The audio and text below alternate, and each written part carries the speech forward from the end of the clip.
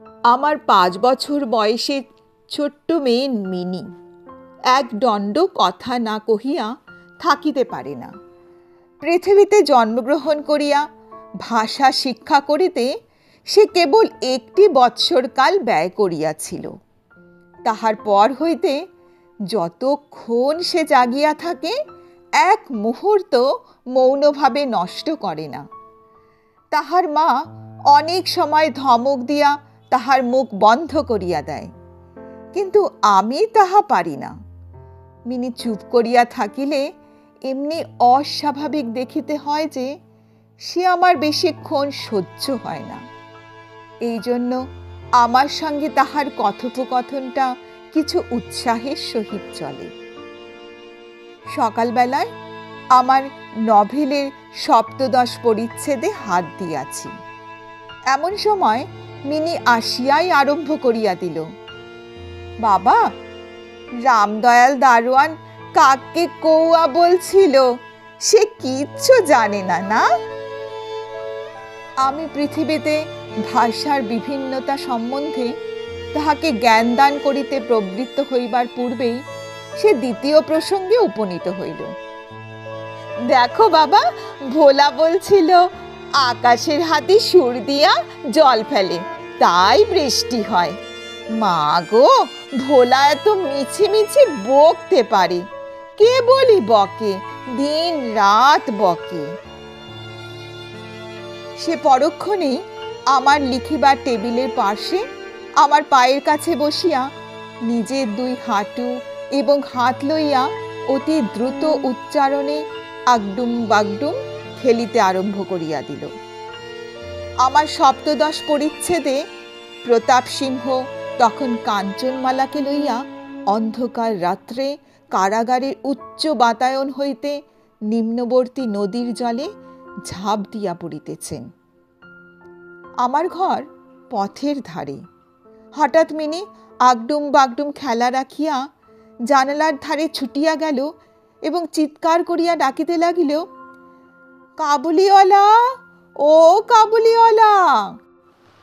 ময়লা ঢিলা কাপড় পরা, পাগড়ি মাথায়, ঝুলি ঘাড়ে, হাতে গোটা 2-4 আঙুরের বাক্স, এক লম্বা কাবুলিওয়ালা মৃদু মন্দ গমনে পথ দিয়া যাইতেছিল। তাহাকে দেখিয়া আমার কন্যারত্নের কিরূপ ভাবোদয় হইল বলা শক্ত। তাহাকে ঊর্ধ্বশ্বাসে ডাকাডাকি আরম্ভ করিয়া দিল। আমি ভাবিলাম এখনই ঝুলি ঘাড়ে একটা আপদ আসিয়া উপস্থিত হইবে, আমার ৭৫ পরিচ্ছেদ আর শেষ হইবে না। কিন্তু মিনির চিৎকারে যেমনি কাবুলিওয়ালা হাসিয়া মুখ ফিরাইল এবং আমাদের বাড়ির দিকে আসিতে লাগিল, অমনি সে ঊর্ধ্বশ্বাসে অন্তঃপুরে দৌড় দিল। তাহার চিহ্ন দেখিতে পাওয়া গেল না। তাহার মনের মধ্যে একটা অন্ধবিশ্বাসের মতো ছিল যে ওই ঝুলির ভিতর সন্ধান করিলে তাহার মতো 2-4টে জীবিত মানব সন্তান পাওয়া যাইতে পারে। এদিকে কাবুলিওয়ালা আসিয়া সহাস্যে আমাকে সেলাম করিয়া দাঁড়াইল। আমি ভাবিলাম যদিও প্রতাপ সিংহ এবং কাঞ্চনমালার অবস্থা অত্যন্ত সংকটাপন্ন, তথাপি লোকটাকে ঘরে ডাকিয়া আনিয়া তাহার কাছ হইতে কিছু না কেনাটা ভালো হয় না। কিছু কেনা গেল, তাহার পর 5টা কথা আসিয়া পড়িল। আব্দুর রহমান, রুশ, ইংরেজ প্রভৃতিকে লইয়া সীমান্ত রক্ষা নীতি সম্বন্ধে গল্প চলিতে লাগিল। অবশেষে উঠিয়া যাইবার সময় সে জিজ্ঞাসা করিল, বাবু, তোমার লড়কি কোথা গেল? আমি মিনির অমূলক ভয় ভাঙাইয়া দিবার অভিপ্রায়ে তাহাকে অন্তঃপুর হইতে ডাকিয়া আনাইলাম। সে আমার গা ঘেঁষিয়া কাবুলির মুখ এবং ঝুলির দিকে সন্নিগ্ধ নেত্রক্ষেপ করিয়া দাঁড়াইয়া রহিল। কাবুলির ঝুলির মধ্য হইতে কিশমিশ খোবানি বাহির করিয়া তাহাকে দিতে গেল। সে কিছুতেই লইল না। দ্বিগুণ সন্দেহের সহিত আমার হাঁটুর কাছে সংলগ্ন হইয়া রহিল। প্রথম পরিচয়টা এমনিভাবে গেল।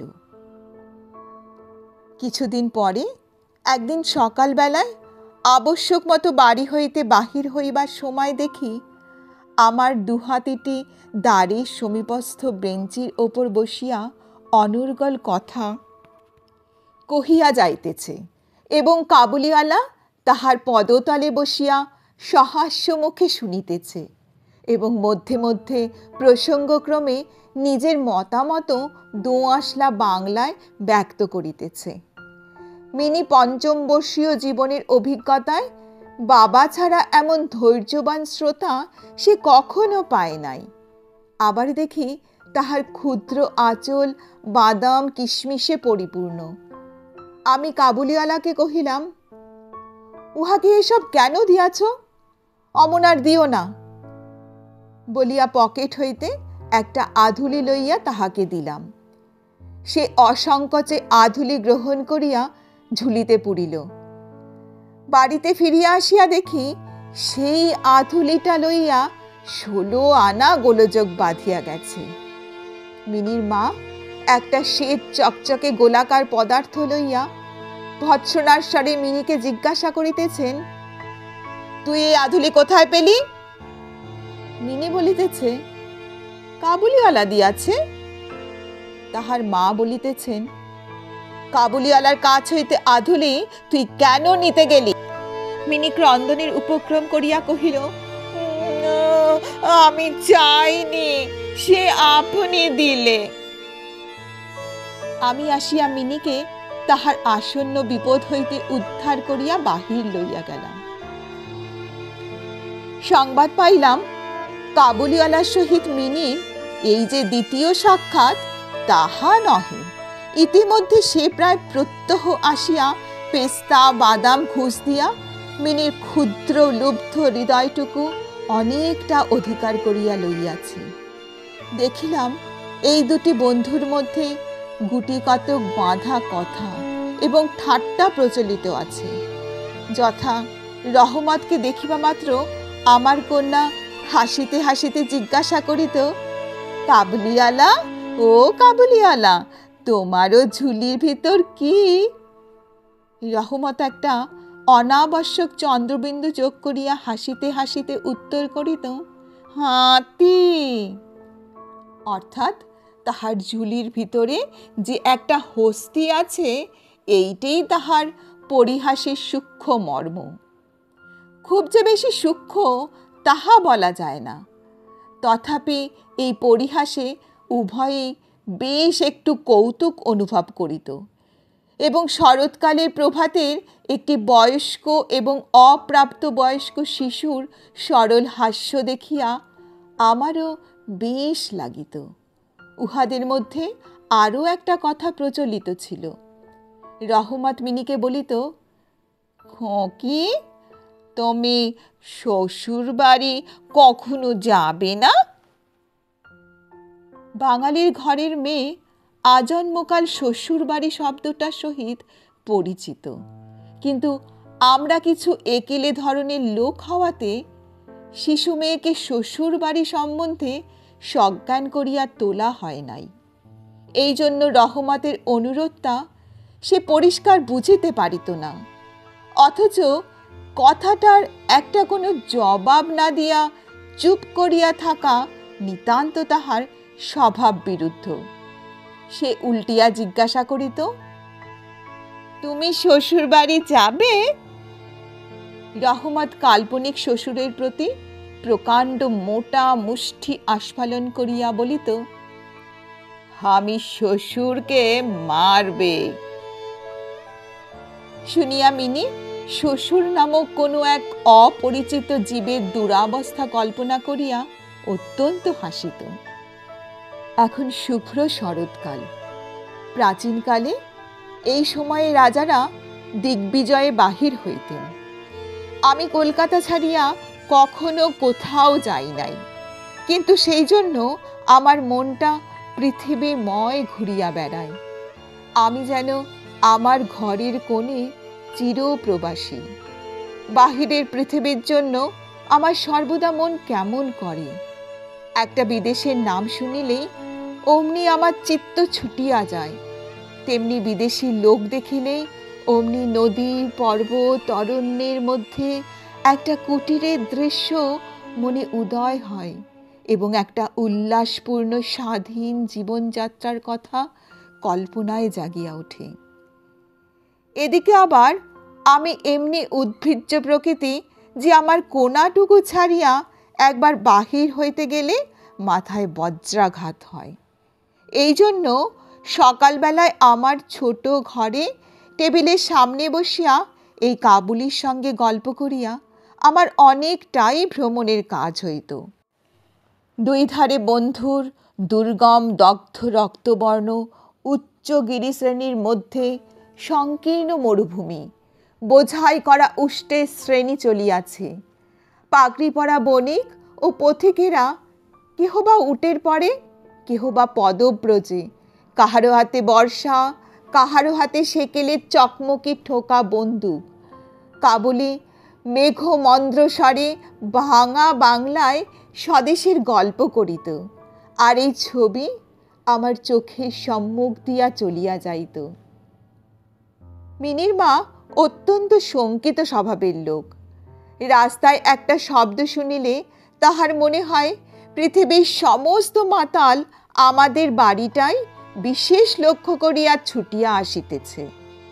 এই পৃথিবীটা যে সর্বত্রই চোর ডাকাত মাতাল সাপ বাঘ ম্যালেরিয়া শুয়োপোকা আরশোলা এবং গোড়ার দ্বারা পরিপূর্ণ, এতদিন পৃথিবীতে বাস করিয়াও সে বিভীষিকা তাহার মন হইতে দূর হইয়া যায় নাই। রহমত কাবুলিওয়ালা সম্বন্ধে তিনি সম্পূর্ণ নিঃসংশয় ছিলেন না। তাহার প্রতি বিশেষ দৃষ্টি রাখিবার জন্য তিনি আমাকে বারবার অনুরোধ করিয়াছিলেন। আমি তাহার সন্দেহ হাসিয়া উড়াইয়া দিবার চেষ্টা করিলে তিনি পর্যায়ক্রমে আমাকে গুটিকতক প্রশ্ন করিলেন। কখনো কি কাহারো ছেলে চুরি যায় না? কাবুল দেশ কি দাস ব্যবসায় প্রচলিত নাই?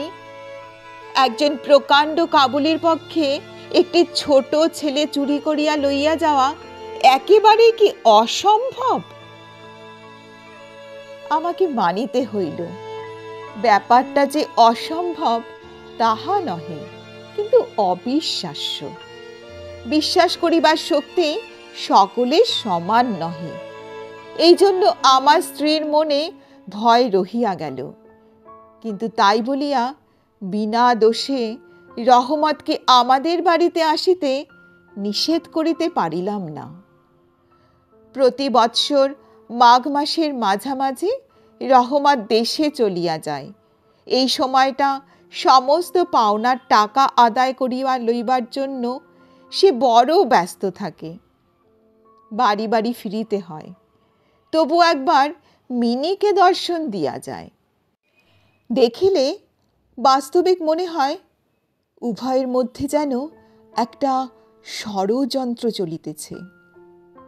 সকালে যেদিন আসিতে পারে না, সেদিন দেখি সন্ধ্যার সময় আসিয়াছে।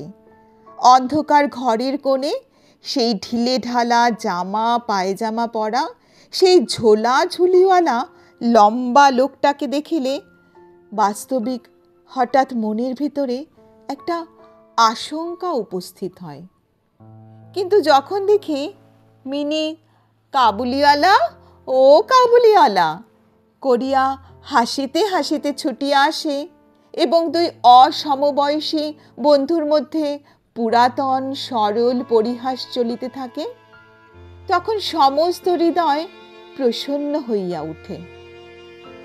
একদিন সকালে আমার ছোট ঘরে বসিয়া প্রুফশিট সংশোধন করিতেছি। বিদায় লইবার পূর্বে আজ দিন 2-3 হইতে শীতটা খুব কনকনে হইয়া উঠিয়াছে। চারিদিকে একেবারে হিহিকার পড়িয়া গেছে। জানালা ভেদ করিয়া সকালের রৌদ্রটি টেবিলের নিচে আমার পায়ের উপর আসিয়া পড়িয়াছে। সেই উত্তাপটুকু বেশ মধুর বোধ হইতেছে। বেলা বোধ করি 8টা হইবে। মাথায় গলাবন্ধ জড়ানো উষাচরগণ প্রাতঃভ্রমণ সমাধা করিয়া প্রায় সকলে ঘরে ফিরিয়া আসিয়াছে। এমন সময় রাস্তায় ভারী একটা গোল শোনা গেল। চাহিয়া দেখি আমাদের রহমতকে দুই পাহারাওয়ালা বাঁধিয়া লইয়া আসিতেছে। তাহার পশ্চাতে কৌতূহলী ছেলের দল চলিয়াছে। রহমতের গাত্রবস্ত্রে রক্তচিহ্ন এবং একজন পাহারাওয়ালার হাতে রক্তাক্ত ছোড়া। আমি দ্বারের বাহিরে গিয়া পাহারাওয়ালাকে দাঁড় করাইলাম, জিজ্ঞাসা করিলাম, ব্যাপারটা কি? কিয়দংশ তাহার কাছে, কিয়দংশ রহমতের কাছে শুনিয়া জানিলাম যে আমাদের প্রতিবেশী একজন লোক রামপুরি চাদরের জন্য রহমতের কাছে কিঞ্চিত ধারিত। মিথ্যাপূর্বক সেই দেনা সে অস্বীকার করে এবং তাহাই লইয়া বচসা করিতে করিতে রহমত তাহাকে এক ছুরি বসাইয়া দিয়াছে। রহমত সেই মিথ্যাবাদীর উদ্দেশ্যে নানারূপ অশ্রাব্য গালি দিতেছে। এমন সময়ে কাবুলিওয়ালা, ও কাবুলিওয়ালা করিয়া ডাকিতে ডাকিতে মিনি ঘর হইতে বাহির হইয়া আসিল। রহমতের মুখ মুহূর্তের মধ্যে কৌতুক হাস্যে প্রফুল্ল হইয়া উঠিল। তাহার স্কন্ধে আর ঝুলি ছিল না, সুতরাং ঝুলি সম্বন্ধে তাহাদের অভ্যস্ত আলোচনা হইতে পারিল না। মিনি একেবারেই তাহাকে জিজ্ঞাসা করিল, তুমি শ্বশুর বাড়ি যাবে? রহমত হাসিয়া কহিল, সেখানেই যাচ্ছে। দেখিল উত্তরটা মিনির হাস্যজনক হইল না। তখন হাত দেখাইয়া বলিল, শ্বশুরাকে মারিতাম, কিন্তু কি করিব, হাত বাঁধা। সাংঘাতিক আঘাত করা অপরাধে কয়েক বৎসর রহমতের কারাদণ্ড হইল। তাহার কথা এক প্রকার ভুলিয়া গেলাম।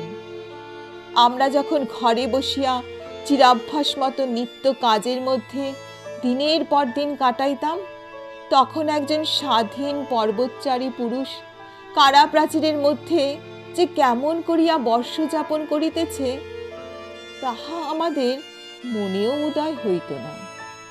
আর চঞ্চল হৃদয়া মিনির আচরণ যে অত্যন্ত লজ্জাজনক তাহা তাহার বাপকেও স্বীকার করিতে হয়।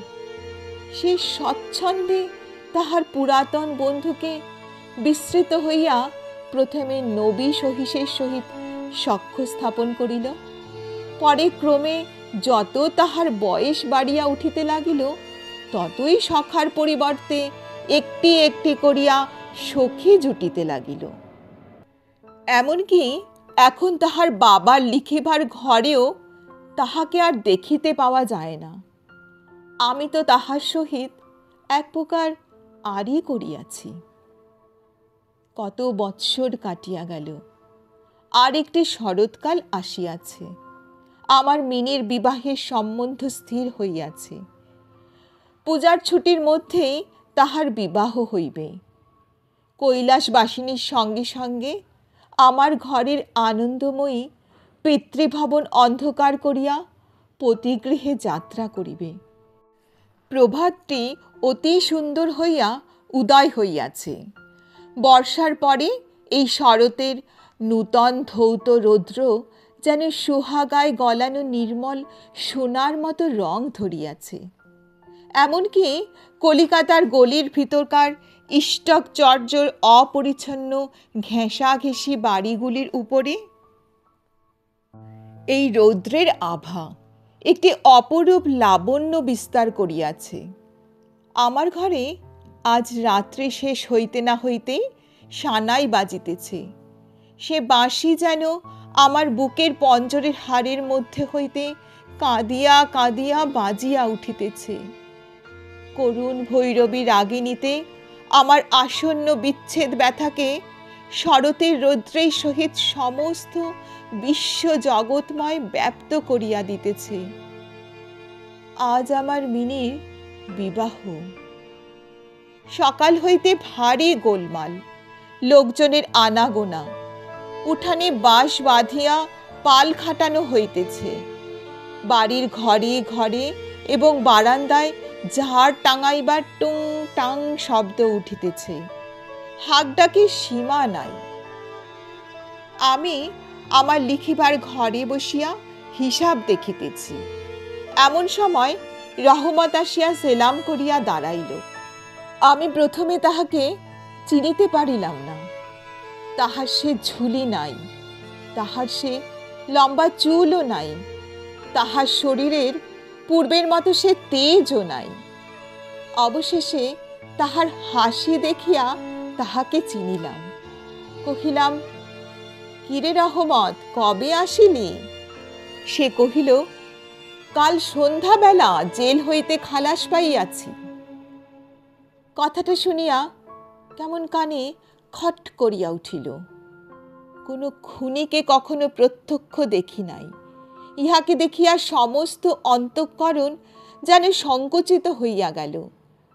আমার ইচ্ছা করিতে লাগিল, আজিকার এই শুভ দিনে এই লোকটাকে এখান হইতে গেলেই ভালো হয়। আমি তাহাকে কহিলাম, আজ আমাদের বাড়িতে একটা কাজ আছে, আমি কিছু ব্যস্ত আছি, তুমি আজ যাও।